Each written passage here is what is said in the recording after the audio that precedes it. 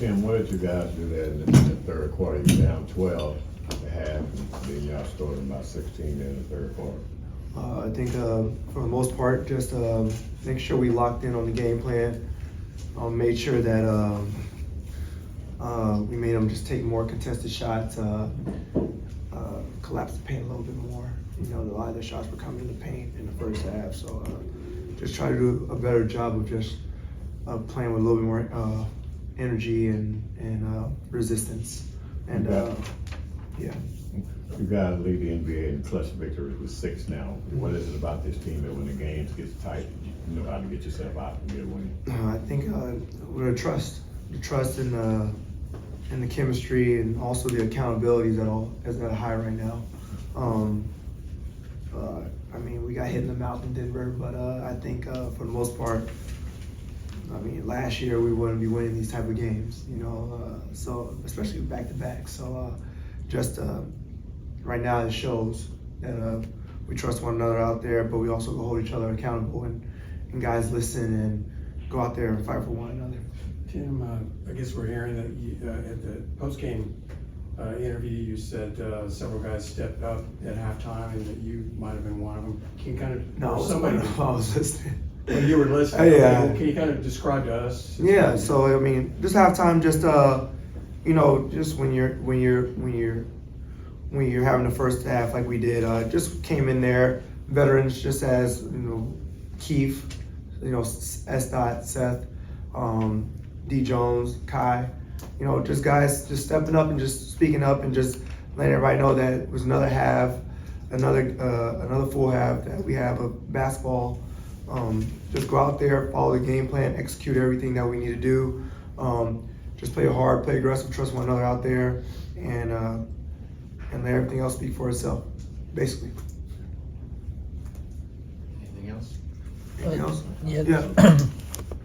The offense in the fourth quarter, the last couple of games, has had a lot of success playing out of double drag screens. As someone who's often the screener, like the first screener, what do you like about the options that creates with Luka as the ball handler? I mean, for me, it's just can't give you everything, but it's just knowing personnel. I'll just keep it at that. Knowing personnel, knowing who's guarding me, knowing who's guarding Luka, knowing who's guarding other people out there on the floor, because it could be anybody in that situation. But it tends to, you know, both guys up there could tend to be able to shoot the ball.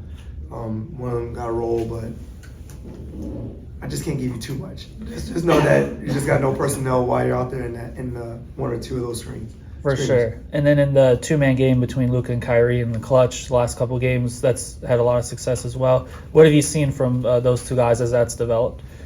I mean, nothing much to say. You just got to pick your poison. I mean, you got two of the best out there on the floor in a pick-and-roll situation. Kai can set the screen, Luka can set the screen, whoever got it going has the ball. Pick your poison. And we just, us other three guys, just tried our best to make their job easier when they kick it out to us to knock down a shot or make a play. Tim, you've got 3 games with 20-plus points off the bench this season. Can you talk about just like your level of confidence in being that 6th man for this team and really coming in and scoring the basketball? Yeah, first and foremost, it's accepting that role. Look at you, that's a fine. I'm just kidding. That's a fine in our locker room. No, I'm just kidding. But 6th man, you know, is first and foremost, it's accepting the role. And second is going out there, being aggressive and having that mindset that if the first group got it going, keep that pace going. If the first group doesn't have it going, then do your best to make a difference, to make that first group job a lot easier. But obviously I can't do a lot of this without, you know, the 4 other guys that are out there on the court with me. We play fast, we're aggressive, we try our best to defend to the best of our abilities and just try to do our best to help the first group stay intact and keep the game close or extend the game. Tim, I was just about to ask that. It seems like you have been effective in every situation you've been in. Do you feel like just being around the game at such a young age and just being influenced in that end has kind of helped you understand the game at a different level? Yeah, just having a Hall of Famer as a father definitely helps. One call away, asking him for advice.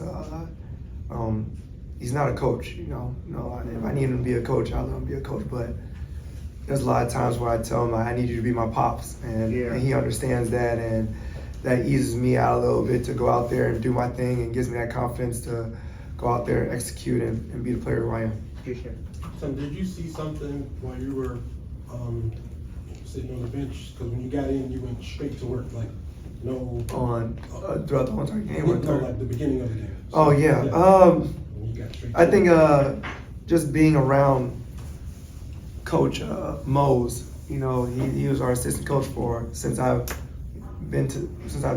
got traded to the Dallas Mavericks, and then he got the job here, head coaching job here. So he knows all of our tendencies. You know, he's been in the gym with us numerous amount of hours. I mean, we had so many conversations and interactions with one another that we kind of know what to expect defensively from him. But it's a cat and mouse game with him, and you know, he's gotten the best of us the last couple of years.